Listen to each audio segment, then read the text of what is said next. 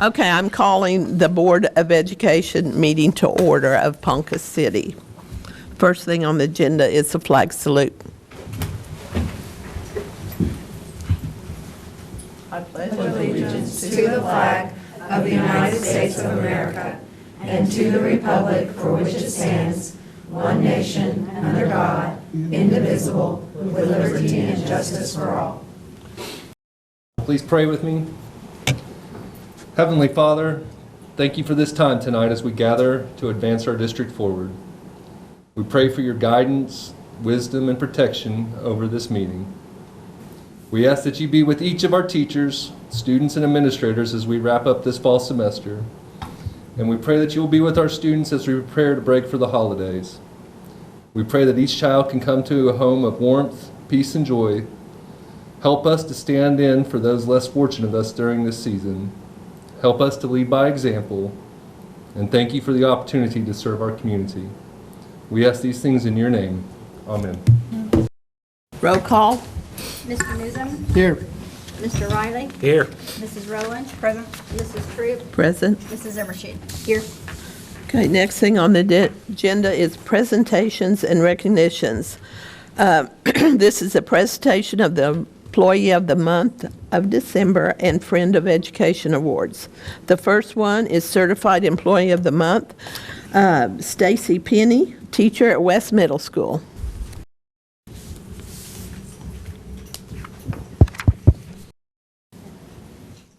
Oh, right. You can read all hand flag. I'm Stacy Satry, the principal at West Middle School, recognizing Miss Penny as Certified Employee of the Month for December. Miss Penny has been awarded the Certified Staff Employee for December of 2022. Miss Penny has always been willing to go above and beyond helping other teachers and staff members. She has a positive attitude and is able to think outside the box. She motivates staff members to continue when things get tough. Her smile is contagious to all around her. Congratulations, Miss Penny. Oh, sorry.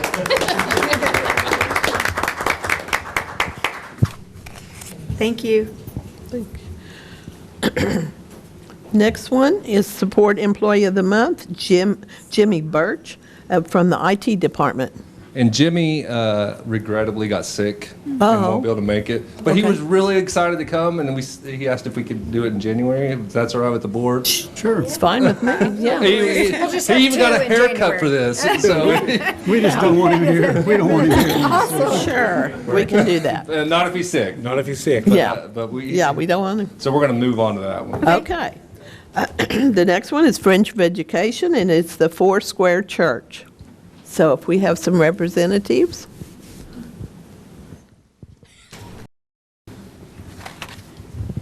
All right, I'm going to read off what was written about Ponca City Foursquare Church. The Ponca City Foursquare Church has been awarded the Friends of Education Award for December 2022. At the beginning of last year, the Ponca City Foursquare Church has been bringing snacks and beverages to the Teachers Lounge at West Middle School.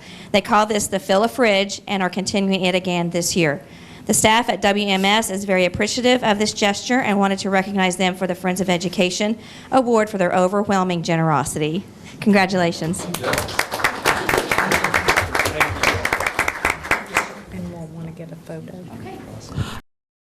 And meet with Christy, and we'd like to get a photo.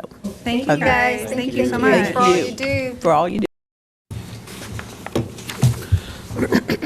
The teacher's heart right there is food. Yeah, you go get your picture taken. Never miss an opportunity. He likes that Facebook pictures. I know. Okay, the next on the agenda is public comments, and Christy told me that we didn't have anybody requesting to speak to the board, so we're going to move on to the next item. The next item is number 4, vote to recess regular board meeting and call a public hearing for the tribal leaders and Native American parents to discuss the participation of Native American students in educational programs, to comment on educational programs, and to review Section 2.3 of the board policy, Native American Community Relations. So do I have a motion for the vote? I'll make a motion. I'll second it. Roll call. Roll call.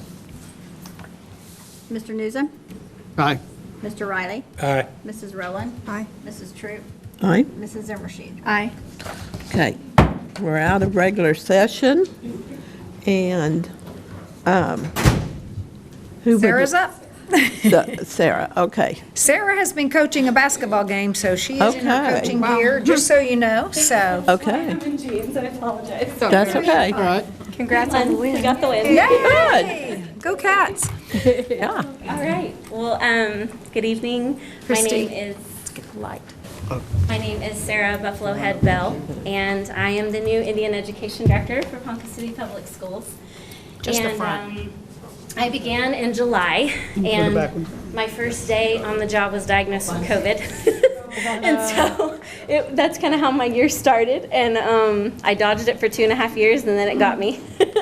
And so it's been kind of it's been a journey. It's very exciting, and I'm very pleased to be here tonight with all of you. And we'll jump right into the presentation. Okay. All right. So I'm running this thing right. Okay, here we go. Can I go here? Okay. Might hit the space bar, I don't know. We'll give it a go. Nope, that doesn't work. That didn't work. Don't listen to me. Just the over button, no, eh? you're good. All right, good deal. Thank you, Adam. Okay, objectives for Title VI. It is Title VI. It's not 7, it's not 8 or 9, it's 6. I've been asked that several times. I know in the past it's been a different number. It's changed. It's changed. Several times. It is Title VI. We have 4 objectives currently at this time, and those are to ensure academic success, increase cultural awareness, increase graduation rates, and in so doing, decreasing dropout rates. Ensuring academic success. So these are some of the main way and the main strategy that we ensure that this happens. We have 7 Title VI teachers at 8 different sites. We have 11 sites total, so that means that we're not able to have a TA at every site. Our funding is limited, and therefore we are not able to put a TA at every site, unfortunately. The goal obviously would be to grow our funding and some tribal collaboration. I have spoken to some of the area tribes. The Ponca tribe and the Kaw tribe have both offered in the near future to provide a salary for a Title VI, for a teacher assistant at one of the schools if that is what we want to happen. When I came in, those teachers were already assigned. And so to not rock the boat too much, I left them where they are. I do, after observing on my own and doing school visits, I do feel like we need to maybe change that for next year. But at this time, the only schools that are not do not have Title VI teachers at those sites would be pre-K, the high school, and Trout Elementary. So out of 11 sites, we have 3 that are not covered. Mr. Pincinot is at Garfield 2 days and Liberty 3 days, so he splits his time. And so there's some things that we're looking at for next school year. Like I said, possibly taking these tribes up on their offers to bring TAs in and pay those salaries. We are also engaged in a very aggressive effort to increase our 506 forms. As you know, 506 forms are what we collect on each Native child that they would do at the beginning of the school year in the enrollment. And I will tell you that is something that I have identified is a weak point for us that I want to better for our next school enrollment. I have a meeting with Betty Wynn tomorrow. Joe and I had a game plan and then Joe left. So we're starting over, that's okay, we're pivoting, and Betty and I are going to meet tomorrow about streamlining the enrollment process for Native American and Alaskan Native children. When they come in to enroll, currently, when they click a button on PowerSchool, they just move right ahead. There's no reroute. There really should be a reroute, and PowerSchool can reroute that parent to do a 506 form right then and there. It's electronic, it's in the system, and we're good. And that'll allow me to click a button on PowerSchool and all of my numbers pop up on PowerSchool. The way it is right now, everything is it's people, it's a very people-dependent process. So everybody enrolls, and then I've got TAs chasing parents the whole school year trying to get 506 forms. We have people that don't check the box for American Indian for whatever reason, and then they mention it in passing one day. Oh yeah, I'm Cherokee and I'm on the da-da-da roll, and we're like, here's a 506 form. So I think building that into the enrollment process will allow for us to get more 506 forms, which will in so doing allow us to have more funding for our Title VI. So the What do you type- get per student? It's roughly $220 per head. Each 506 form, we kind of jokingly say, like, ching, every time we get a 506 form, we're like, woo, Still next way year. low. It is. Our funding right now is at $199. And I have to tell you, I was a little shocked when I came in and saw that budget. I was like, as many Native children as we have in our school district, and we're at $199. And so I really think that if we can build this into the enrollment process, increase our 506 forms, have more tribal collaboration, we will be able to outstretch. On some of our those forms resources. on the Power School, can you not change it where, if you don't click that when you're somewhere, doesn't let them go? Is that a possibility? That's Yes, what we're that's working what Betty, when she mentioned Betty, she's our new Power School specialist. And when she Okay. talked about Joe leaving, that's the Power School specialist. Oh, So they've okay. been working on it since the But beginning. that'd be good, because if they don't check, they're not going anywhere in that program. Stop where you are. Yeah, Yes. okay, good. So that's a plan for the future. Good. Yes. So these Title VI teacher assistants, they provide one-on-one and group tutoring at each of the schools that they service. Accountability, one of the things that we implemented this school year was a weekly 5. And so what that means is every TA makes 5 phone calls every week with the parents. And we are seeing small successes, but they're successes nonetheless. We're having parents, I think there's relationship building happening through this more than anything.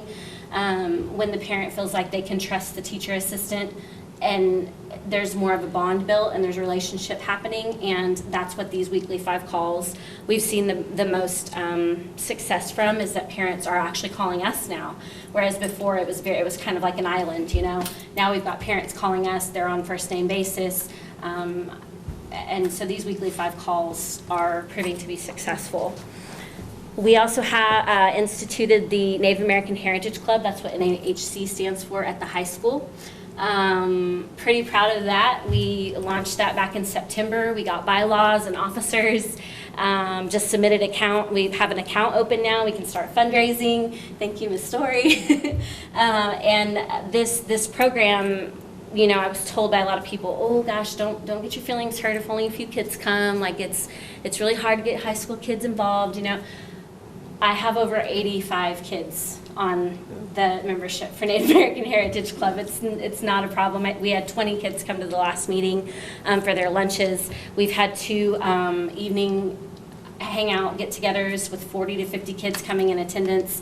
And one of the reasons that I really wanted to launch this program is Betty Easley shared this quote with the POHI staff at the beginning of the school year about the gist of it was, when kids feel like they're a part of a community, that is directly correlated and connected to academic outcomes. And so we believe that if we can connect our high school kids to something, just a community that they can feel like there's accountability and they can be vulnerable and they've got someone looking out for them that cares about them and loves them and sees them, they're going to keep showing up. They're going to come and they're going to do the work, and they have something to work towards. And that is what we're seeing with the Native American Heritage Club. And one of the opportunities that they have, they have to have so many community service hours as a high school student, is the tutor mentor program. It's not where I would like it to be. It's kind of a slow rolling ball. We've only, I think, have 2 students right now that are tutoring at East and West with the help of the Title VI teacher assistants. But I do think that the more we talk about it, we'll be able to grow that initiative as well. Title VI teacher assistants, integrating culture with education. So they put out a monthly newsletter that has tribal language on it, historical facts, and different things. That it has games. The piece that I really appreciate about the newsletters is that it's integrating language for the children. I'm really big on in their classrooms and their areas at each of the schools having a print-rich environment. So when a kid comes in, they're seeing the Osage language on the wall. They're seeing the Ponca language on the worksheets that they're working on. So we're working hand in hand with the teachers to meet their academic needs, but we're able to provide a culturally rich learning environment to achieve that goal. And then I talked a little bit about clubs earlier. NAHC, there is even some talk and some interest in the West and East middle schools. They want their own club now. So I'm like, let's do this first, and then we'll kind of ease in. But I think that's exciting, right? We want that to catch fire. So very exciting stuff. increasing cultural awareness. We talked a little bit earlier about clubs, cultural awareness. So I don't know if most of you know this about me, but before I took this position, I was the executive director for the Ponca tribe of Oklahoma, and I oversaw the daily operations for the entire tribe. And one of the things that it wasn't on my job description, but I felt was really important was helping our employees and us as a community to connect to our rich heritage. And you think of Ponca tribe, that's, what do you mean? Like they are, you know, they have all these beautiful songs and ceremonies, and but I found increasingly that there were a lot of tribal members that didn't know where they came from. They couldn't trace their family tree back beyond their mom and dad. And so with the help of some connections within the tribe, there's a lady named, her name's Brenda Crowell, and she is going to be working with our students next semester on beginning their family trees. Where do I come from? What family background do I have? I think that's important for every individual to have. And so we do have a dean, she's coming to visit. Dr. Frankie Woodsblack made a connection with her at NOC, and she is coming to speak with the students next month. And we just got to talking about, you know, she said, what can I do? Like, how can I get in with your club? What can I contribute? And I said, well, we've got kids that think they might want to do this, but they might want to do that. Like, could we collaborate on some future camps or opportunities, hands-on stuff where the kids actually get in there and see, yeah, this is what I want to do, or nope, it's not for me. You know, I think ideas are one thing, but putting, you know, it into action is quite another. And so we have some future collaborations with NOC as well with our club. Native American Heritage Month was very successful. We had over 65 dancers. I was told by multiple principals, parents, and kids and staff that that was one of the largest, if not the largest, show of dancers that the district has ever seen. Very exciting stuff. We were able to visit all the sites, every single site we went to this year. I was a little nervous about that because in the past I know we haven't done that. We showed up at the high school and Chris came across me and he was like, what did you do to get this sweet gig? And I was like, I asked. And he kind of laughed. And you know, our high school kids were really enthralled. It was amazing. They were such a great audience. Yes, they and were. so I was so thankful that you did that this Yeah. year at the high school, Sarah. Yeah, it was beautiful. It was. I'll say I've been to pep rallies that, you know, and maybe it's just the nature of the thing too, but pep rallies, it's like the kids are in and out of attention. But with the mini powwow, you could have heard a pin drop. And there was 1,000 and more kids in that gymnasium, and it was so quiet, and everybody was involved and, you know, smiling and engaged. And I was really touched by, I don't know if Mr. Levitt did this or who made it happen, but that the Jumbotron was on, and I mean, it just, everything was working, the sound was wonderful, and it was so cool, like seeing our little babies dancing out there, and they'd be looking up at the Jumbotron, you know, like, there's me, and, you know, we had kids, they're just like, oh my gosh, this is all for us, and I'm like, yes, go out there and have fun, you know, so it was just, it was amazing. We had visitors. If you have social media, you saw all the different things that we did, but Native American Heritage Month was a huge success. And we have even more plans for next year. So, field trips, this is something I've been told that it's a little challenging just because, you know, transportation and drivers and things like that.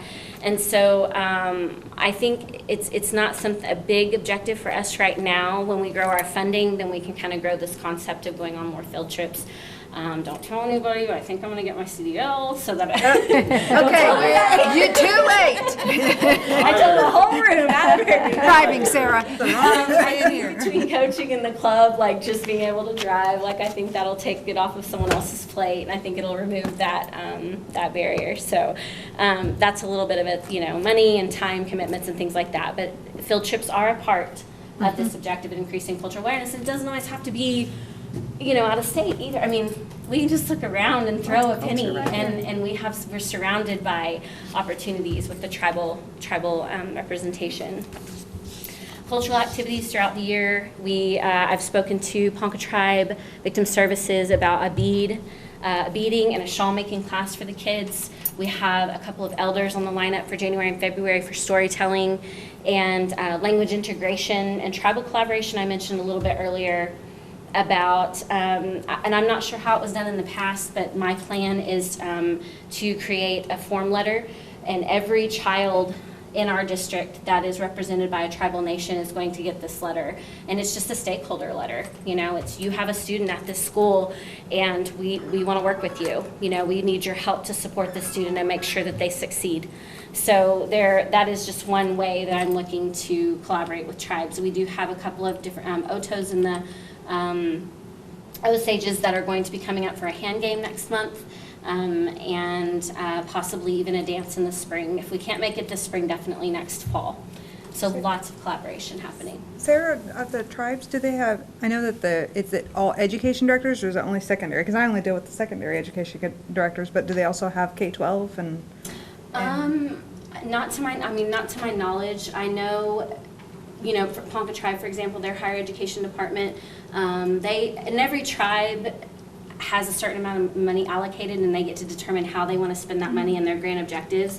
And what I have seen with higher education departments is this drive to get them to graduate and to go on to college. I just wasn't sure if it was education as a whole and then I only dealt with them in the secondary. Yeah, and I think there's little pushes like the Ponca tribe is trying to do and the Otos are trying to do where they do like grade incentives. You know, if the kids make a certain, you know, and they have attendance, those are different things that I would like to start meeting with different tribes about possibly. I talked to the Cheyenne Arapaho the other day about doing some kind of attendance initiative, you know, because we know that that's directly connected to academic success as well. And just kind of trying to help not just the kids, because they hear it, but also the parents, you know, how can we get them to understand that attendance is so vital and critical. So I think there's definitely some table talks that need to happen in the future around those things. So yeah. Increased graduation rates, and so doing, like I said, decreasing dropout rates. We talked earlier about our clubs. Vocational field trips. I'm on the Ponca Tribe's agenda for January to discuss this idea of a tribal career day. So possibly having it where our group of students could go down to the Ponca Tribe and job shadow and see, you know, what it's like. I'm friends with a couple of the attorneys and judges down there, and we're currently navigating with HIPAA laws, like how if we've got a kid that wants to be a pharmacist, you know, how are we going to get them in the pharmacy but not break HIPAA, you know? So there's some barriers there, but those talks are happening. We have a college visit scheduled in January for NSU. We did not get to go to the one in October this year at OU just because of funding, but we do have plans to attend their Native American Day next October 2023. Title VI teacher assistants, personalized learning. I talked earlier about that one-on-one relationship that they build with the children. They incentivize things, you know, they make things fun. I may or may not have bribed a freshman the other day with Skittles if he would get all of his stuff turned in before Christmas break, and he's like, I could be bribed with Skittles, Miss Bell. I'm like, let's do it. I'll get you Skittles, you know? So I think, you know, I joke, but I think that's everything. It's just building relationships with the kids. And being a soft space for them to land, a space that they feel that they can come to so that they can succeed. Cultural and community connections, again, this is just this collaboration between the local tribes, the Osage, the Oto, the Tonkawa, the Kaw, and the Ponca. Those are my closest reaches, and lucky for me, like I said, I did come from the Ponca tribe, and their famous last words to me on my way out, my exit interview was, whatever you need, and I said, I'm going to write that down because I'll be back. And so I think within my first 2 weeks on the job, I had a meeting with Kaw Nation and their Kansas Development Department, and they boast from cradle to college. And so they're one of the tribes that are wanting to fund a teacher assistant for our school. The Ponca tribe, I also had a meeting with Debbie Marjoram. She's councilwoman for the Ponca tribe. She's also the health services director. And she has offered, I haven't fleshed all this out yet, but she has offered also to provide a full-time licensed counselor for all the Native students in the district. So we currently have an MOU with Grand Lake at the high school, so I know that it can be done. It's just kind of navigating that. Mr. Dent was very excited about it. And, you know, I'm at the high school, and I can tell you that I strongly believe that if we can get this de-escalation room done, I don't know if you Of course you do. We received the grant, Krista Goodall received the grant to create a chill-out room or a calm room or whatever. I've been working with her on that, and I believe if we can build, resources into the school for our kids, we'll see less, of the behavior issues that we're seeing if they feel like they have a place that they can go to, like a calm room or a counselor that's on site 24/7. And then, of course, parent involvement, quarterly parent meetings. Currently, the way that it is, they meet once a year. It's generally in like September or October. I met with the Indian Parent Committee and just asked them, could we do quarterly? Could we just meet every 3 months instead of just once a year? I know it might be a little bit more on us, but I think that's another thing I was very pleasantly surprised. We had our parent meeting in October, and I was told by several people, don't get your feelings hurt. I know you're excited, but you're probably only going to have like 10 people at this meeting. It's just kind of the way it is. I think we had over 60 or 70 people come to the meeting, and they had questions and they had, ideas, and they were excited. And so I don't know what's going on in the air, but I'm here for it. Whatever, why people are showing up and, we're breaking all the notions, I'm okay with that. And I talked a little bit earlier about tribal council collaboration and what that might look like for our district. And so I believe, goals for the future, I'm almost done. Goals for the future, obviously to increase funding. If we're gonna have more TAs, that really is the key, in my opinion, is having those TAs, having them available to our kids. We need to increase our funding, and I do have a few ideas on how to do that. Enhancing the enrollment process, we talked about that at the beginning with Power School. More printed materials and social media awareness. So with my 9th arm, I've been trying to manage our Facebook page. I've been talking with someone that's going to help me enhance our website. And but the more printed materials, I think there are some misconceptions.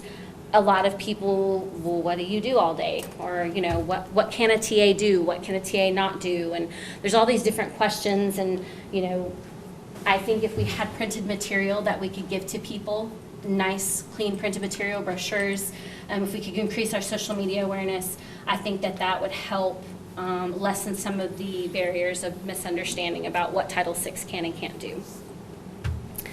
And cultural connections language class. This is kind of, I don't know if you guys are following on the news, but the Kiowa collaborated with Tulsa Public Schools about a month ago, and they're going to launch their first culture class. And that culture class is going to have language integrated in it. And I've talked to Lois Hedman, our elder, and one of our last speaking elders of the Ponca tribe. And the Poncas, they're doing some really cool things. They've got an app now that's groundbreaking. So I think if we can, and I'm trying to crawl before I walk, but if we could talk, 2 to 5 years down the line about having a cultural connections class at the high school, and we could branch out and have them at the junior high and the middle school, I think that would be phenomenal. Asante Nation has boasted 2 years in a row 100% graduation rate, and they feel that it is directly correlated to the cultural connections class in the high school. Aren't the Cherokees doing something in Tahlequah? Yes, they are. Same line? Yes. Ms. Littleton. I think they are. So I know that's a big undertaking, like I said, but I do feel like that would be, and it could be for everyone. We talked a little bit about the on-site behavioral health, and I would love to have a garden. That's just something, I'm just throwing it out there. You heard it here first. I would love to have a garden. I know that I was upstairs with Krista Goodall the other day looking at her space for her chill-out room, and I said, is that a greenhouse on top of the high school? She knows about the And she was like, yes, and it's a storage unit. I said, oh, no, we're going to make that a greenhouse again. So I don't know no, we're not. Well, we need a greenhouse somewhere. I think it's gone now. Yeah. Is it? Last time you looked. Correct. It's about a week and a half ago. It's on top of the but- Anderson building. It was. It's torn up. And it was a storage unit. It's so we'll demoed. just have to- It has been identified and it has lived its last life. Well, good deal. That's okay. It looked like it was on its last leg anyway. So, Yeah. but yeah. So having, when I worked at Carnation, we had a garden, and the kids grew their own food. They labeled the food in their language, and they grew it, they harvested it, they made a recipe book with it. They were eating vegetables. The parents thought I was lying, and so we made recipe books for them to go home and cook for their families. I would love to do something like that here and work with the science department and have something like that. Monthly training and webinars. This is something that I'm looking into. It's tied to a lack of funding, because good training and webinar is going to cost you. But that's one of the things that I'm hoping Tribal Collaboration might be able to offer. And then I have had some talks, last but not least, some talks with the Ponca tribe about possibly launching a podcast with area JOM departments, the Pawhuska JOM and Native American Student Club, and us as a launch. So there's some things that we want to do. It's not going to happen in a year, but a 2 to 5 year plan. This is kind of a glimpse. God willing that I'm here that long, I would love to see these things come to fruition. Just some of my goals for the future. So I do believe that is the end of my presentation. Back up And- one slide, Yes, if you would, please. yes. How do the Native Americans compare on graduation and dropout rates to the other kids at the high school, the rest of them? The last numbers that we had, and Dr. Hawkins, please correct me if I'm wrong, because this was something she and I were working on about a month ago. I think it's a comparison of like 20%, if I remember correctly. As far as the dropout rate and graduation rate, it's 20% difference from other children. Is that The what you're others are asking? higher? Yes, lower. It's a lower, 20% lower. The Native Americans? Yes, yes. So I assume that's going to be one of your top priorities to get that one up? Absolutely. And I do believe that the club is the key, because I feel like to create organic relationships with these kids, that club is the key to that, because they're meeting me outside of, hey, I gotta call you down because you're skipping. Hey, it's reactive when you have to build a relationship with them that way. This club is, let's just hang out and get to know each other, and then that kind of creates that relationship where they're a little bit more receptive whenever they get Adam and Delana, you all may laugh at this one, but Don remembers when we went to Broken Arrow, that garden that those kids made seemed to have a lot of interest in their STEM lab over there in their 9th grade lab. Yeah. Vanguard, yeah. It was big over there, Vanguard? that garden. The Vanguard Academy. Oh, they had a whole room, probably twice the size of this room, that, I mean, they grew tomatoes, they grew everything in it. And Big greenhouse. it was a greenhouse, yeah, and it was big. It was important. Flowers, not. I would have not guessed it. Facility, a greenhouse, we just make it glass and, Well, I mean, that's something you might want to think about. all right. I mean, You if have a that- big office, we'll throw something in there. We can grow it. You got a lot of windows. I mean, we There's have, lots that can be done with we have over greenhouses too. 50% We're of gonna our be doing kids in precision agriculture. some type in of our greenhouses. extracurricular, so Right, yeah. that's something that we need to think about. If that's what brings them in, that'll bring them in. Good job. Yeah, I love all the work, Liz. You're doing a great job. Thank you. Thank you, guys. I will have to make a comment on the day of the powwows. The fancy dancer at Trout, we shared that on our Facebook page. The analytics were through the roof. It went to multiple countries. It was our most liked and shared social media post. It was beautiful. Art in motion. Very cool. Thank you. Beautiful. Okay. Okay, now, we need to have a vote to return to regular session. So moved. Do I have a second? I'll second. Roll call. Mr. Riley? Aye. Mrs. Rowland? Aye. Mrs. Troop? Aye. Mrs. Zimmershed? Aye. Mr. Newsom? Aye. We're back in regular session. Okay, number 5, superintendent's report with potential board discussion. Okay, just that one light, Christy. We don't need all of them off, just so we can see here. I'll just pull this right up. I wish mine was going to be as fun as Sarah's. Yeah, colors are pretty good. It's not. Okay, I am going to visit with you today about our Oklahoma State testing results and state testing program results and our preliminary report card data. This was from the spring testing, April of 2022. Now, just to give you a little picture, over on the far left, and then I'll talk about the slides, I'm not going to go through each one, is the state average. And the blue line is the percent not proficient, and the orange line is the percent proficient. Chrissy, can you hit one more light on the right? I think there you go. Okay. Is the percent proficient. So where we want to be is at least even or in between the two state lines, okay? The state blue, percent not proficient, state orange, percent proficient. We're looking at third grade ELA and math. This is third grade across the district, and we start with Trout, Garfield, Liberty, Lincoln, Roosevelt, Union, and Woodlands. So you can see that in third grade ELA, Trout was even with the state, and Roosevelt, Union, and Woodlands outperformed the state because they fall within those two benchmark lines. And you can see the schools that were outside the lines, and that was Garfield, Liberty, and Lincoln. As far as math goes, we only had 2 schools that fell in math with the state. That is percent not proficient and percent proficient, and that's Roosevelt and Woodlands. This is just third grade ELA and math. Here we have fourth grade ELA and math, same thing. I don't have to explain the charts to you. The state proficiency levels and the state percentage that is not proficient. We had Trout, Union, and Woodlands outperform the state in fourth grade ELA. And in math, we had Trout, Liberty, Union, and Woodlands either tie or outperform the state in fourth grade math. Fifth grade math, the state is all the way to the left. So on the left is ELA, English Language Arts. Trout outperformed. Roosevelt was really close to the state average, and then Union and Woodlands outperformed. As far as math goes, we had Trout, Lincoln, Roosevelt, Union, and Woodlands outperform the state levels. And the proficiency numbers are listed at the top. I'm not going to read those to you. So if we take a look at the preliminary report cards, I will tell you the state board was supposed to meet this Thursday. Was it this Tuesday, tomorrow?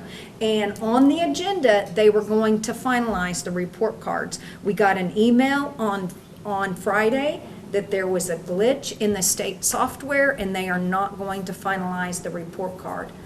There's no cleanup data.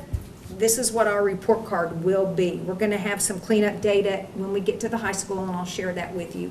EM Trout was our only school in the district that had an A on the report card. Okay, so when you look at those proficiency rates, you're going to think we have all Fs. And that's what I thought too before the preliminary report cards came out. So what this tells you as far as the report cards go, that the state performed really, really poorly. So there's where we are. I'm not going to spend a lot of time on each report card, but Trout had academic achievement, which all report cards do. Academic growth, which is based on a formula of the percent of your free and reduced students, your percent of special needs. None of us can calculate the formula, but the state has one in place. So that projects what your growth should be. And what's really impressive at Trout is they had an A in academic growth. Now, you can see they had a BAC and their letter grade was A. So your academic achievement is worth 35 points, growth is 30 points, and chronic absenteeism is 10. So they barely made an A, 75.8, so they were one of the A schools. Okay, let's take a look at... What were the differences in the A, B, and C on total points? It just depends on what the formula was. For Trout, the variation is a little bit different because they are one of our lower or our sites that have lower socioeconomic or higher socioeconomic, not as much socioeconomic. Theirs, you needed to get to a 75 based on the demographics at their site. So a school that was higher in free and reduced lunches might not need a 75 to make an A. Correct. Correct. Gotcha. Or their demographics, the students that are in special education classes, but yeah, it's not just a set number. And I tried to indicate those on the other report cards, what they had to get to. So here's Garfield. They had 28.75. They were a D overall. They needed to get to 40 points to be a C. And their overall score was 28.75, so more than 12 points. And you can tell out of 10 points in chronic absenteeism, they only got 2.3. Take a look at ELPA, that's English Language Proficiency Assessment. Now, there's a little symbol over there, it's an SS, and it's not really fair, but if they did not have 25 students test this school year, the state took the average of the last 3 years. So if they scored poorly the last three years ago, it counted in this average. But as my mom and dad always tell me, life isn't always fair. So I don't think it's fair, but it is what it is. They only got 2 points in ELPA. What I can say, they did get a C in academic growth.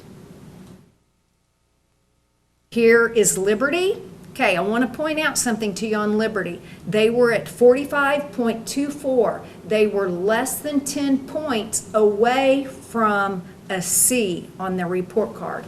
The last time we had a school report card was in the spring of 2019, before we went into full closure in March of 2020.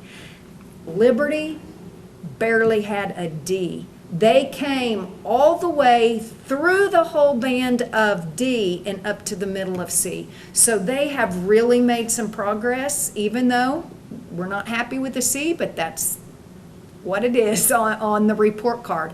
Academic achievement, academic growth, you can take a look at it. Their ELPA was the worst in the district as far as elementary, and I've kind of got those stacked up for you. And they didn't have 25 tests, so they got the average of the last 3 years, fair or not, that's their score. But they didn't even get 1 point for ELPA.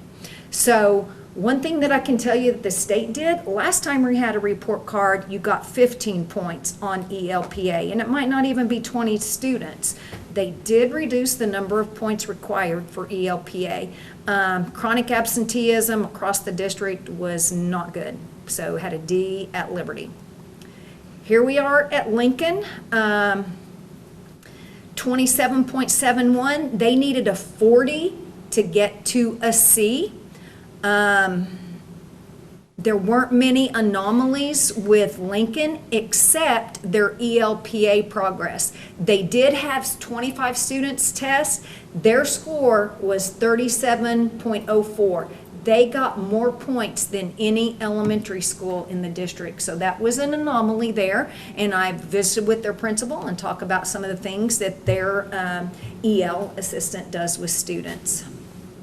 Okay, Roosevelt Elementary, they are less than 3 points away from a B on their school report card. Their academic achievement was a C. Their growth was really, really high comparatively with our other elementaries. Their ELPA, they didn't have 25 students, so it was averaged. They got 3 points.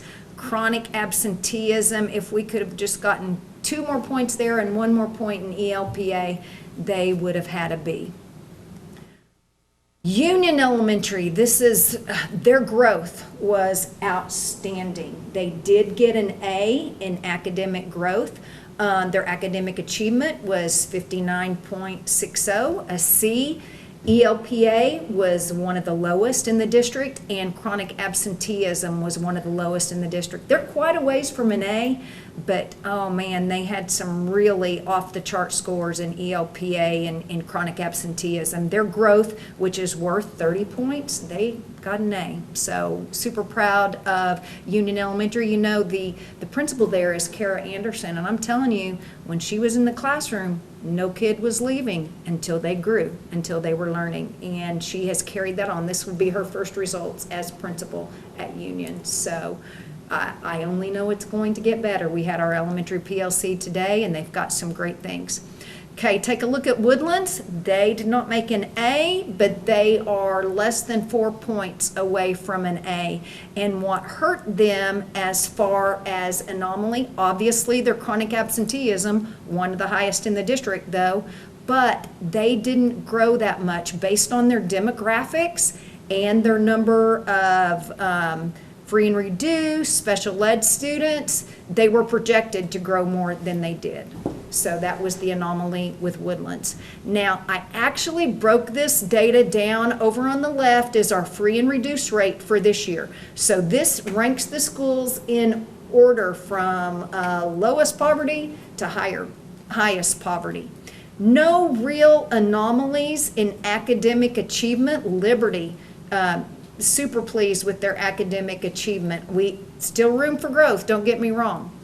Academic growth, Union was number one. So, you know, I mentioned that earlier, that really kicked them up to a B. Here's the anomaly for Woodlands. They were middle of the pack.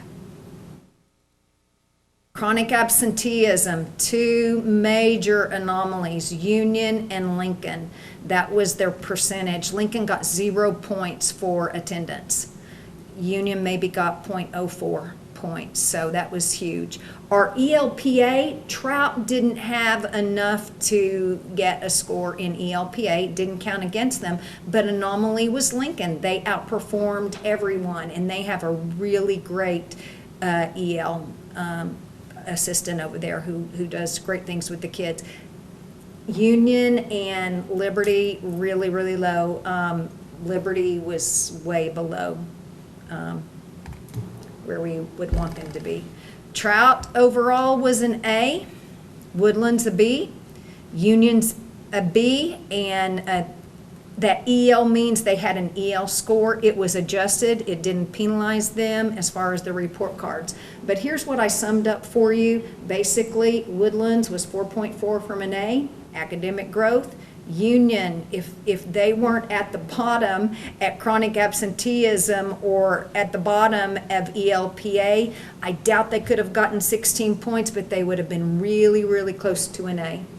Roosevelt was only 2.39. If they would have had a chronic absenteeism, just 1 point, and ELPA was just a little higher, they were really close.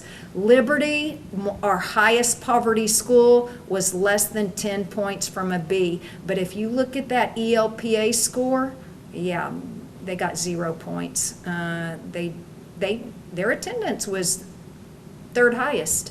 We've got Woodlands and Trout, our lowest poverty, and then Liberty, our highest poverty. So I am going to go through this quickly. I want to give you some academic achievement action plan key points. We're going to ensure that Tier 1 instruction is solid, and that's in the classroom, whole group instruction. We provide teacher training for all of our new teachers in pre-K through second grade in paid phonics and literacy first each summer using RSA funds. We have instructional coaches at every single elementary school. They model high quality lessons, they help teachers plan high quality lessons, and they facilitate the PLC process. We monitor the pacing on our curriculum maps through walkthroughs, evaluations, and PLCs. And we want to protect that academic learning time. And part of that is having all the kids in the classroom at the same time. You know, through the last 2 years prior to this year, it was anybody's guess who was going to be in quarantine or in isolation or whatever. Our kids were coming and going the entire year. We met and we analyzed our data today, and it's looking good. We want our students to be engaged. We want them manipulating the content, be interested in the learning. We want to ensure high quality Tier 2 and Tier 3. Tier 3 is their intervention, working on skills that they need growth with, and Tier 3 is their interventions in their special education classroom if they're identified on an IEP. On tonight's agenda, you will have some reading curriculum called Sunday Reading Program. We are replacing our reading mastery for our Tier 3 interventions. It's high quality. It's not a computerized. There are some computerized resources, but it's tons of manipulatives, tons of hands-on content. So that is actually going to be purchased with American Relief Plan funds that are designated for special ed if you approve it on the agenda tonight. Our new reading series, HMH, has Tier 2 intervention materials, and we had training over this in the summer and on our September PD Day. Hegarty Phonological Awareness Curriculum has been purchased for all our primary. And if you don't know what phonological awareness is, it is the key indicator of students being able to read. It's the sounds, it's the syllables, it's rhyming, basic things is the key indicator for how successful kids will be in reading. We have been using Pain Phonics kits. It's provided to each teacher who attends summer training. It's highly prescriptive, highly detailed training that we have used in our district for a couple of years now. Now, the last 2 years, I will say it hasn't been used to fidelity because we didn't have our kids here all at once at any given time. We use STAR, Literacy First, and common formative assessments to gather data, and we plan our Tier 2 interventions and our instruction around that. And then we have essential ELA and math standards that have been created because now we're playing catch up. So here are, for lack of a better words, the most essential standards we need our kids to understand. And these are used by teachers, and classroom and student mastery is tracked and monitored. Let's talk about growth. It's pretty quick. Focus on the use of manipulatives. We want our kids engaged to enhance the math lessons. What we found today when we're looking at our data, when our kids were in and out over the 2.25 years of pandemic, math skills build on each other. Literacy skills, I mean, you might have main idea in first grade, second grade, third grade, fourth grade, they kind of, it's just enhancing as we go. But if you miss those prerequisite skills for math, we see that we have holes. We do have some anomalies. Union has increased in everything, and you remember they had that high growth score. We have monthly staff improvement meetings that focus on instruction. We have mentor teachers for all our new teachers, and they participate in induction trainings each quarter. All of our instructional coaches at the elementary teach Tier 2 intervention groups. Those are skills in which the students are low. And I've shared a lot of that information with you. Principals and instructional coaches arrange for instructional rounds. That's where other teachers can go into another teacher's classroom, either at their site or at another site, and observe high-quality instructional strategies. LMS stands for Learning Management Systems. Those are some of the learning management systems that we do have in place. I won't read those to you. And then we have data walls, and I wish I would have had a picture up there, and I meant to ask you about that today, Terry, and I just didn't do it. Guys, if you go into any of our PLC rooms where our instructional coaches are, we have data walls, and each kid has a card on the wall, and they are moved up and down wherever they are progressing. So it gives all the stakeholders a clear picture of the student growth throughout the year. We use STAR reports and AR reading to set goals as well. So let's talk about the ELPA action plan for elementary. We utilize literature and flashcards to teach vocabulary.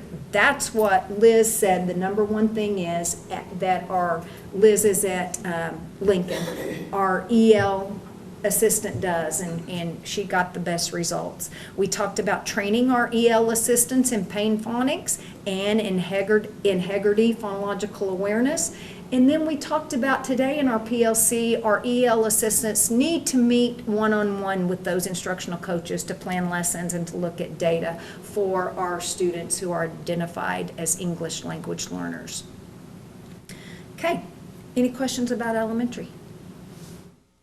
No, We'll you go back to answered it if we need to. I think you answered my question. I was just curious how mean, I know that there's a lot of emphasis put on the state tests, and I think you know how I feel about the state test. Yes, I feel the same way. Right. Our kids aren't standardized. Right.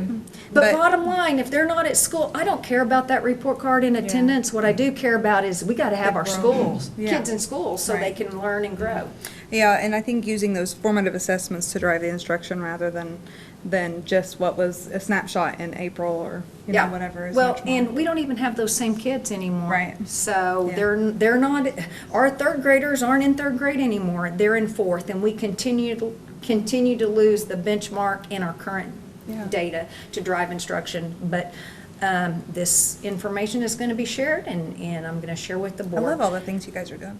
As far as 6th and 7th grade ELA and math, in ELA, we did not outperform the state in either one. So you can see the state, and then West 6th grade, then the state, and West 7th grade. So below.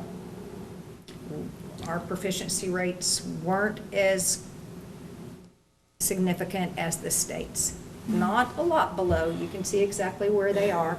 As far as math goes, on the left of each bar is the state average. We didn't meet it in 6th grade math, but we outperformed the state in 7th grade math. And you can see that that falls within those two benchmark lines. Okay, here is their report card. They achieved a C, barely, 41.99. They did have to get to a 55 based on their demographics to get to a B. Here are the free and reduced rates for West and East. Do we know what a D would have been? Yeah, no, I didn't calculate that. No, I just calculated where it would take to the next grade. Yeah, a D probably would have been a 40, less than a 40. When they were pretty close to it. That's what I'm saying. They barely made it, but they made it. You can see that they were C overall on ELPA, academic achievement and growth, and then the chronic absenteeism, they got not even 1 full point, 0.63. So there we go. There we are overall, not just East or West. So here are their action plan key points. I think they have an instructional coach that began in 2021. We needed one at West. We do not have one at East. We implemented the data room at East at the same time that the instructional coach started, so that's been effective at West. They can see the stakeholders and all the students' growth. They have weekly PLC meetings centered around 4 essential questions, and those are the questions. I'm not going to read them to you. You can read them. That is from the DeFore PLC process. Those are the essential questions, and that's what we focus on in our PLCs across the district. We utilize STAR testing at West. It's given every 6 weeks in both reading ELA and math to drive the instruction. Anna, that's our formative assessment, not last year's data, but what we're using now. And we use standards-based CFAs, common formative assessments, which are on the spot to drive our instruction for science and geography. And we've moved advisory to first hour to have a school-wide dedicated time frame for remediation. We didn't have school-wide dedicated time for tier 2 interventions. Okay, a few more for West. Every student has both a reading and an ELA class, so they're getting a double dose at West. All students participate in the Reading Plus Fluency Program. You know about that. We use our OSTP and STAR data and to determine if students are enrolled in Math Plus classes for additional support in their regular math. So some of our students have regular math course at West and Math Plus. We have 2 Math Plus teachers at West. After-school tutoring is offered on Tuesdays and Thursdays for reading and ELA and math at West. And there are several learning management systems, I'm not going to read those to you, that we utilize. And all students prepare for OSTP with boot camp review units in reading, ELA, and math classes, not unlike the high school that I shared with you last month. Okay, our lowest performing school was 8th grade, East Middle School. And some preliminary data came out when the testing results came out. Across the state, 8th grade was the lowest performing. If you will take a look at our reading, 18% proficient, 82% not proficient. You can see the state rates, but the worst score in the district was our math, 8% proficient. And I'm not going to make an excuse, but our math teacher did not work a day, our pre-algebra teacher, due to a critical medical condition. And she resigned at the end of the year. What'd you do for a substitute?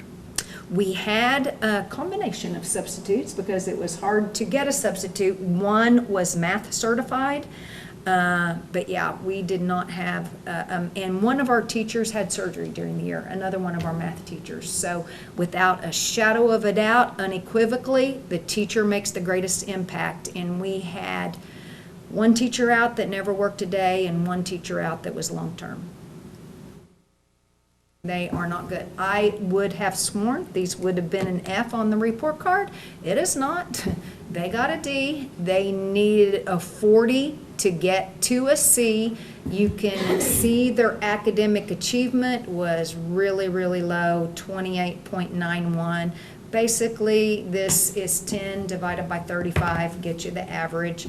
Academic growth was a C based on their demographics. They got a few points in ELPA. They did have 25 students test. Their chronic absenteeism was an F. So they got 0 points. You had to have a 75 to get any points on chronic absenteeism. So Is that the number of students at the school, 1,074? That's not right, is it? At the bottom, what is that overall participation? oh no, we only have 350. It's total points versus the total points they achieved. Oh, okay.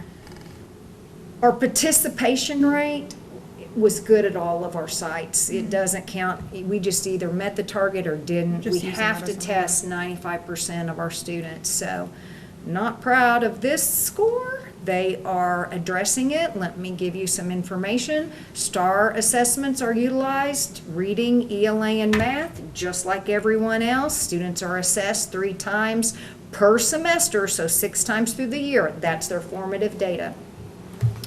EMS daily schedule includes halftime, and it's a 30-minute period for reteaching, intervention, instruction based on the common formative assessments, their grades, or their STAR assessments. They also do some extension, some enrichment during their halftime.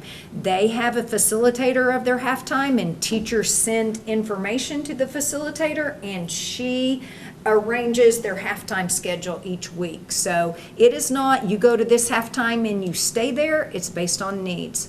Their professional learning communities meet once per week and discuss student instructional needs. They do have a master schedule that provides the core subjects, a common planning period. And then they did professional development in the summer, this past summer, that led to PLC, Kagan, and collaborative instructional strategy implementation for this school year. They knew they had to revamp. It was a struggle. Math and EL teachers met and worked on curriculum maps this summer. And then, you all know this, they investigated and they have begun to implement the curriculum big ideas in math to improve alignment to OAS, which is the Oklahoma Academic Standards, and this is in response to our preliminary state testing data, which was our only score that was a single digit. Back up a minute. All the way? No. Okay. Your 2 math teachers that just didn't perform last year at East, what do we have there this year? I mean, these are all nice and handy, but Well- if you've got bad teachers again, Well, that aren't let me tell you, non-teachers. okay. No teachers. One of our teachers was an excellent teacher. But She they is weren't there. Critically ill. critically. She wasn't there. Our other teacher, she is now at school, and we have those conversations. They know that they make the biggest impact in the classroom. But what are the teachers this year? They're certified math teachers. So there should be an improvement. Absolutely, you can't get much There worse. there needs to be. There definitely You can't needs get to much worse, be. without a shadow of a doubt. But again, 1.5 teachers probably out all year long. That one teacher was out probably a couple of times with surgery, so. Now, I shared POHI ACT scores with you. I'm not ready to bring those to you again. We improved in every area. There are 2 state testing components that they take in addition to the ACT, and that is our science scores and our U.S. history. We outperformed the state in science, and I see Zach back there cheering. He's one of our science teachers. And we outperformed the state barely in U.S. history. The state scores weren't bad in U.S. history, actually. They were more even than any other scores as far as the state scores were. Here's Ponca City High School's preliminary report card. Their free and reduced rate is just one above Woodlands. I think Woodlands is 43, the high school's is 60. Their academic achievement, of course, we outperformed the state in most areas or got really close, so that's a B. Their ELPA progress is a C. Chronic absenteeism, they did get 3 points based on the number of kids there. The score was 73.33. The graduation rate, we got 6.52 points, got a C, and there has been some correction to add that. The one thing that will change is our post-secondary opportunities, and these are AP classes. These are our classes that do work adjustment, Sally Tubbs' class, that go out into the community. But our post-secondary opportunities were not pulling from Power School. Only half of our classes pulled. They'll get more points in post-secondary opportunities, but I don't think it's going to be enough to bring, I mean, it's not going to be perfect, and that's what it would take to bring them to a B. And that's the high school. I shared the high school action plan with you last time. If I have it available, if you want to hear it again, but first I want to talk about chronic absenteeism action plan. Like you said, Anna, that report card isn't be all end all, but our attendance needs some major work. We did not have one site that had an A. So I'm just going to give you a little information about chronic absenteeism. Our Oklahoma Compulsory Education Act requires students to be in attendance 90% of the school year. That is law. Students missing more than 16 days are considered chronically absent. So that's how the calculation is figured.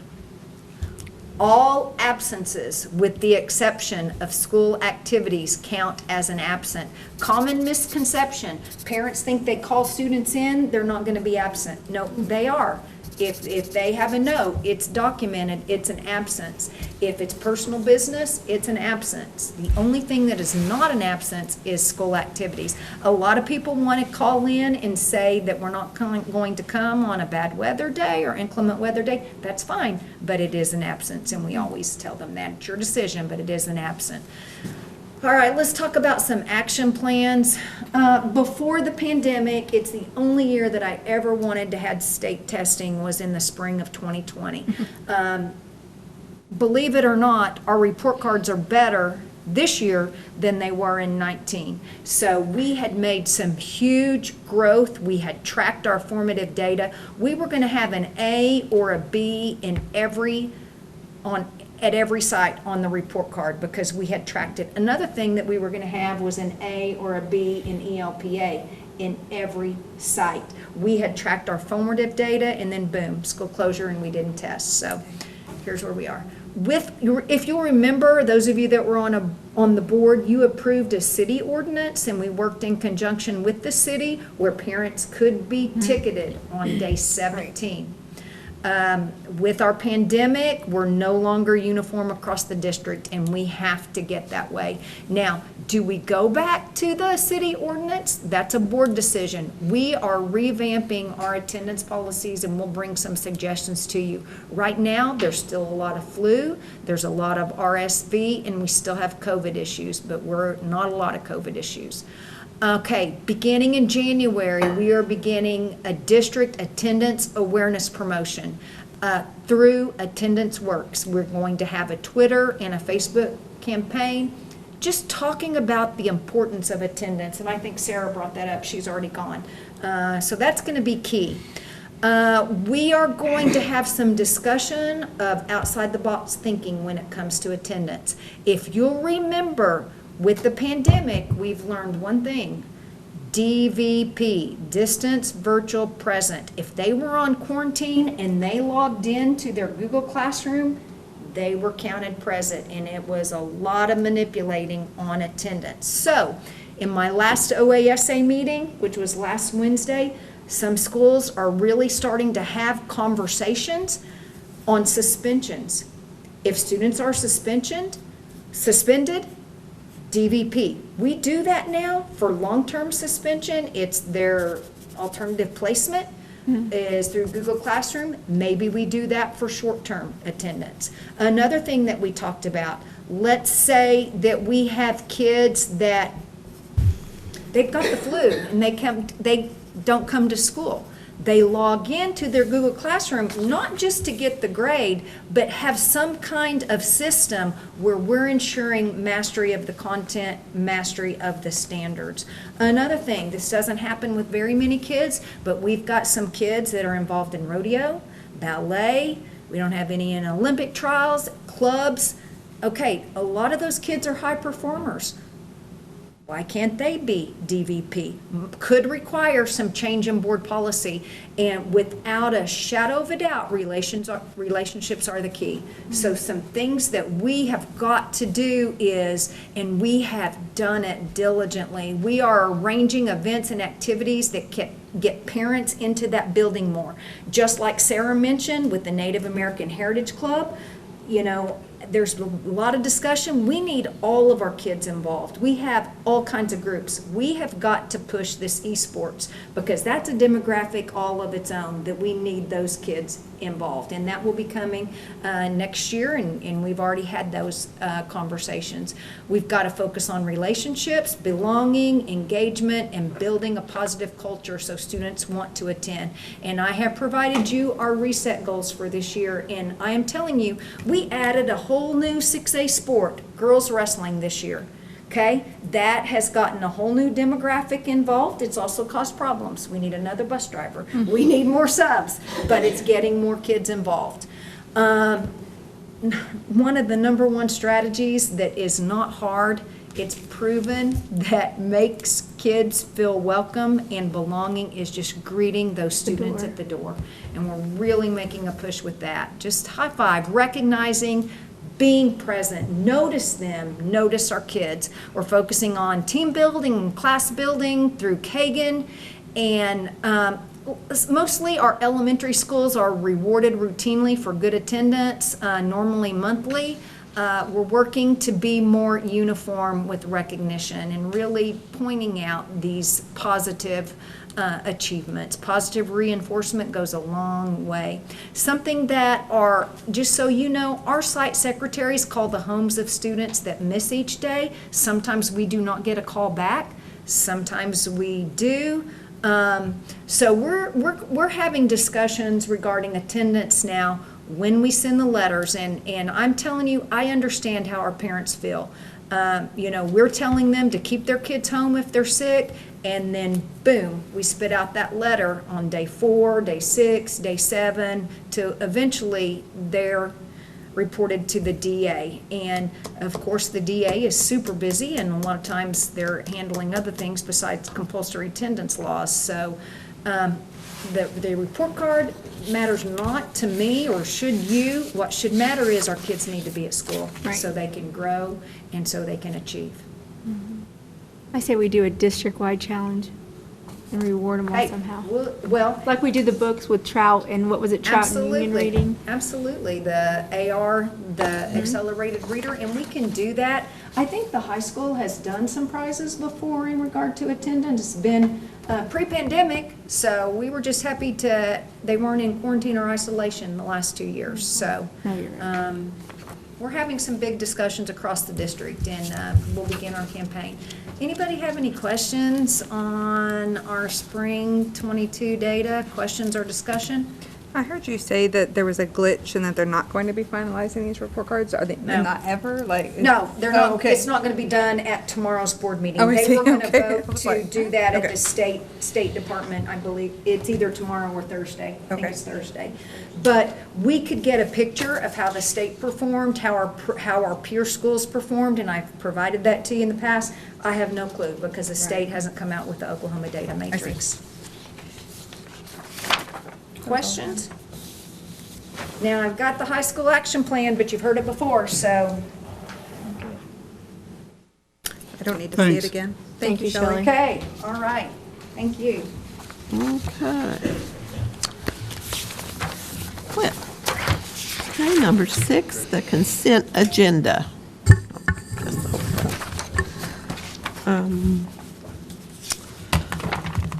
A motion is required for the approval of the consent agenda as printed or as amended. Board members may, however, call for a separate vote on any or all items listed on the consent agenda. We have the agenda with commentary, minutes from the November 14th, 2022 regular board meeting of education, regular Board of Education meeting, or contracts and agreements under 10,000. Do I have a motion to approve these things? Yes, make a motion to approve. I'd like to talk about one Okay. one point. All right. Item 4 on the consent agenda, the Great Expectations.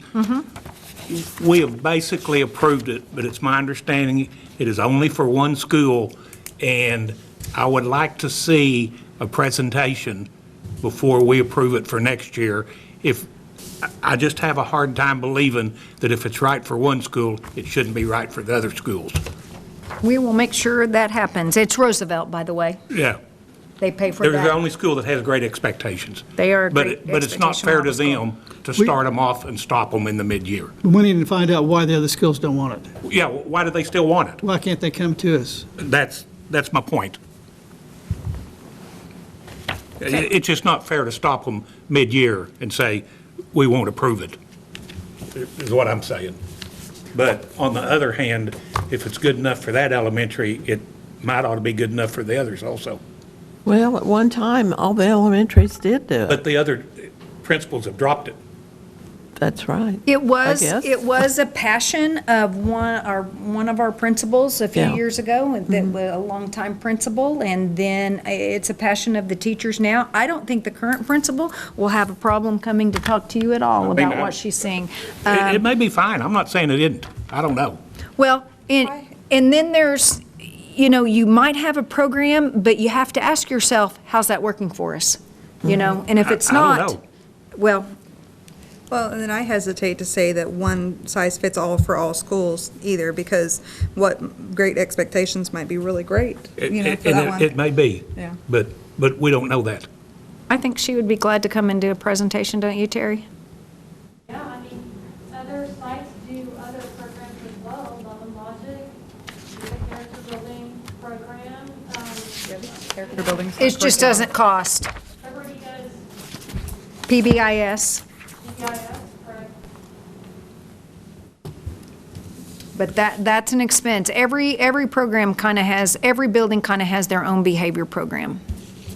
I think they should have the autonomy to be able to decide, because they know their teachers and they know their students the best. But we have brand-new principal for the last 2 years at Roosevelt, And Great Expectations is a really good who program. would too. not know it Right. unless they've used it elsewhere. That's also a good She point. makes it training and summer, so keep about that. I think I did mine over the summer as some PD or something for my PD hours one time. It's a really good program. Yeah. And, I think we maybe, all went- may- there was a time where we all went to it every. Yeah.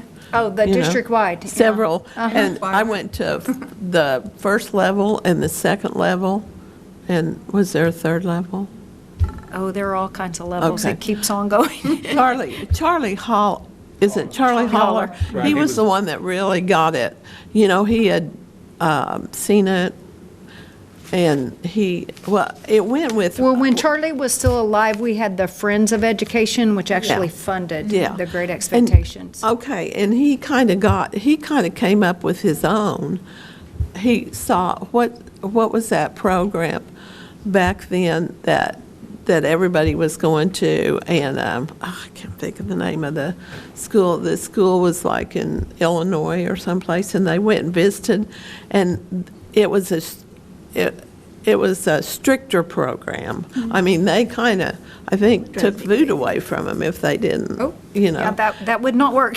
No, I know, and that's why he thought that was a little too, much, and we weren't going to do that, and that's when he came up with Great That's been Expectations. like But I years and can't years think ago. of the name of that program. What? But we do Marva get- Collins, that's Collins, it. yep. But they, our representative Huh? is not the greatest. It's that board member from Ponca. Tahlequah. Yeah. I got that, because that's where I went, was Northeastern. We recited When we the went 8 to Great train. Expectations in my class every day. Well, it The was start of a our day. district initiative, and right now it's just Roosevelt. Other sites have kind of branched off. They're all using something to promote expectations for behavior. Yeah. It's just not Great Expectations at every It site. wasn't really a learning, it was to help you learn, but it wasn't really a learning program. It was to, make you more conscientious and Promote try positive harder. behaviors. Yeah, positive behaviors.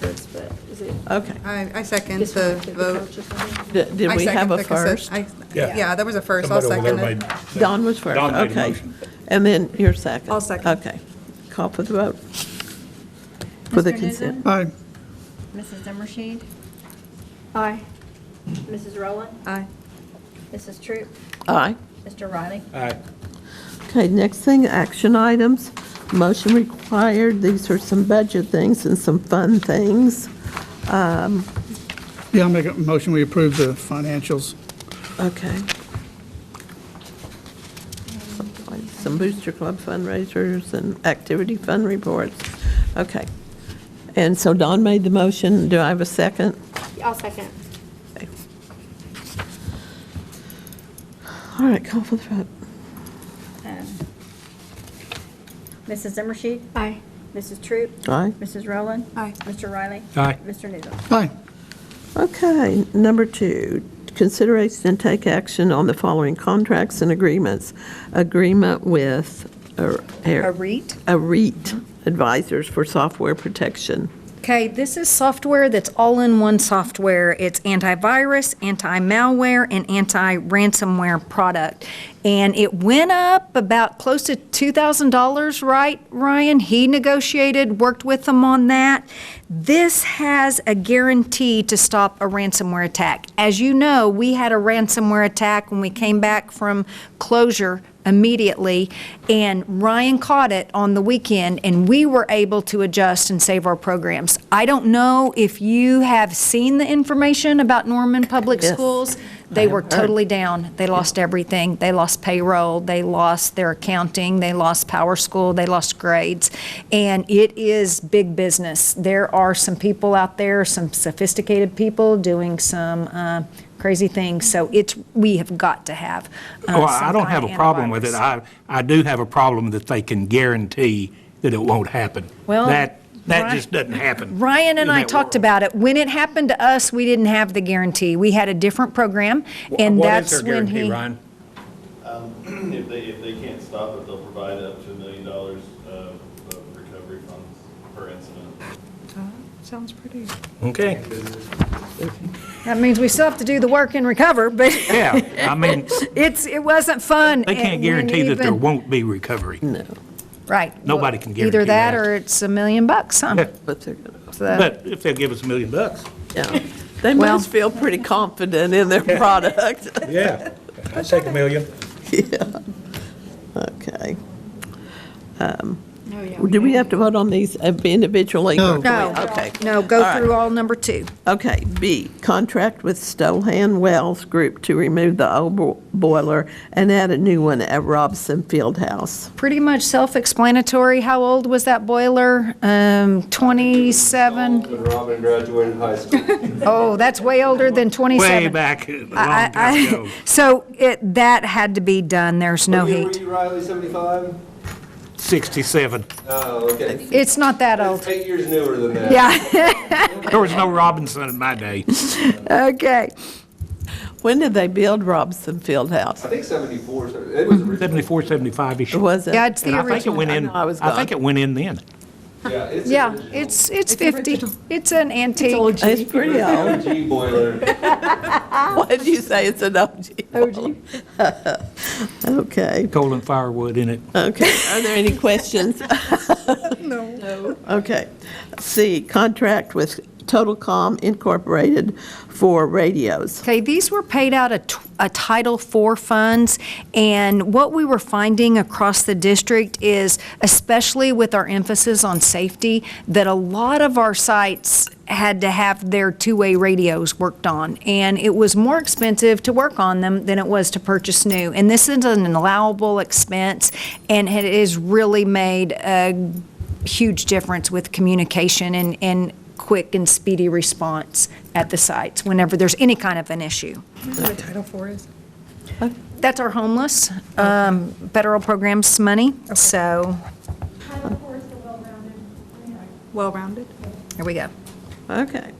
D, contract with Windsor Learning Incorporated for reading intervention software. Okay, it really is not software, it's curriculum. This is the Tier 3 program that is being paid for from American Relief Funds for special education. We had Reading Mastery prior. You can't even replace those curriculum consumables anymore. The thing about the Sunday system, it's geared for elementary, and it is engaging. It includes manipulatives. There is a software piece, but it's truly not software. It's curriculum. So is this $43,713? That is correct. And 25 cents. Is that what it's going to cost every year? It's their actual tangible kits. There are pieces you can buy. They have Blackline Master, so if there was a need for any consumables, they're available, but it's primarily non-consumable products. Okay. 7,000 of that is the training. For Right, it's PD. My question would be, how many K through 8th graders do we have in Tier 3? 20%, I can tell you that. Yeah, Approximately. So it will be used for all of our K through. So what's that? How many? Couple hundred? Well, take off 1,400 from the high school, so 3,000 times 20%, 600. So that's about $500 a kid. To start with, to purchase the materials that stay in the classroom, the gonna be each manipulatives year. and the things. The replacement cost each year would just be for the Blackline Masters or that kind of thing. So the original purchase, how long will that stuff last? Well, how long has Reading Mastery lasted? Oh, years and years. Not as long as the boiler. That's true. It's been about 50 years. That, though, has consumables that we've had to purchase on more than one occasion. That has workbooks. It's a lot more workbook based. This is more hands-on, multi-sensory. It's explicit instruction. Teachers will have access to Blackline Masters, which they can print things as they need to, if they need to, or laminate them to keep in use for future years, as opposed to having to order consumables on an ongoing basis. If you didn't get it, what would you use? We would have to look for something else. We would continue using what we have because we Have to have something. This one too is what I was looking for and how we came to this one. The State Department put out a list of, I think there were 7 or 8 similar curriculum items on there that are Orton Gillingham based, which addresses dyslexia and those students at risk for that. This year being the first year in the state, we have to screen for that. Are there other schools using this? Do what? Are there other schools? And in looking at it, I reached out to a few others. I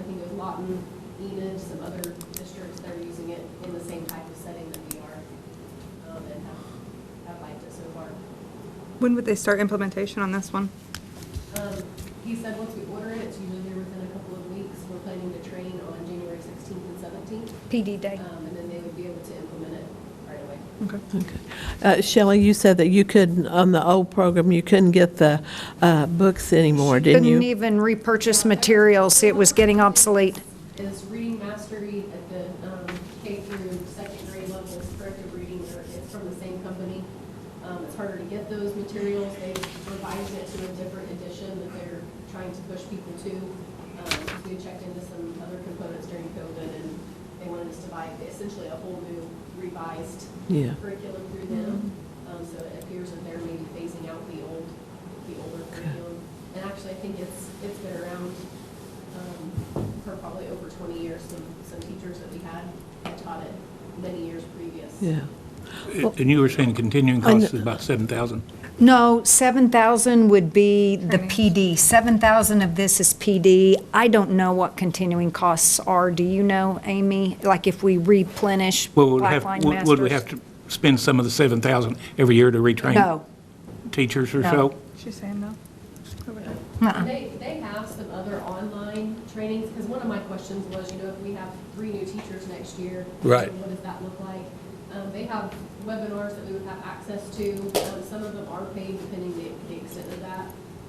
Over several years, if we identified that need, we might need to train teachers again, if we have a lot of new, because if we want them to implement it well, we need to train them well on that. But as far as regular ongoing costs, they should be minimal. Make a motion to approve A through D. I started to say, I knew that providing Blackline Masters is really, to me, that's kind of an old term when I was teaching. is. Boy, if you could get the Blackline Masters, you were good, because you could make your own copies all the time. You don't have to get a book and. Amy's been very cognizant about using the American Relief Plan dollars wisely to impact our kids in the most positive way, not just to just spend the money. Now, you said that K through fifth, that's just special ed kids using it, right? Yes. Okay, it's not all K through 5. Okay. All right, go on, And Dawn, it's I'm actually sorry. just tier 3. Huh? It's just tier 3. Yeah. I'll second his motion. Okay. And I'll have to tell you, this is a lower price than what we presented in finance, like by a couple of $1,000s too. So Amy called them and got some clarification and a little negotiation there. Good job. Okay, a motion's been made to vote on A through D on the contracts and agreements. Okay, do I have a second? Nancy seconded it. Okay, call for the vote. Mrs. Troop, Aye? Mr. Newsom, Aye. Mrs. Zimmershed. Aye. Mr. Riley, Aye. Mrs. Rowland. Aye. Okay, number 3, motion and vote to convene in executive session for the following purposes: to discuss the possible termination, reassignment, resignation, and employment of personnel on the detached personnel report, to discuss the employment of executive directors, to discuss negotiations, and to discuss confidential conversations with the board's attorney concerning pending claims and litigation. Do I have a motion to go to executive session? We do need to go. We do. So I'll make Yeah. a motion. Second. Okay, call for the vote. Thank you, everybody. Mrs. Troop, Aye? Mr. Riley, Aye. Mrs. Zimmershed. Aye. Mr. Newsom, Aye. Mrs. Rowland. Aye. We're in executive We're not session. gonna If we don't Talk see you about guys, executive Merry directors. Christmas. We won't. Merry Christmas, Merry Christmas. We're going to return back to open session. Recital by board president, the minutes of the executive session were kept by the board minutes clerk and will remain confidential. Number 6, consideration and take action on recommendations for termination, reassignment, resignations, and employment of personnel. Anna, did you have one that you might have wanted to decline? Motion to approve. Not declining this one. I'll let her. Oh, Motion to Somebody's approve. name's I'm like, on there. who? I'll second. Would have been nice to know. Okay, gotcha. Second. I think Nancy It's seconded. been first and second, Okay. yeah. Mr. Riley? Aye. Mrs. Rowland? Aye. Mr. Newsom? Aye. Mrs. Troop? Yeah, aye. And Mrs. Zimmershed? Aye. Okay. I'm going to declare us, oh, any new business? No new business. Okay. I'm going to declare us closed, adjourned.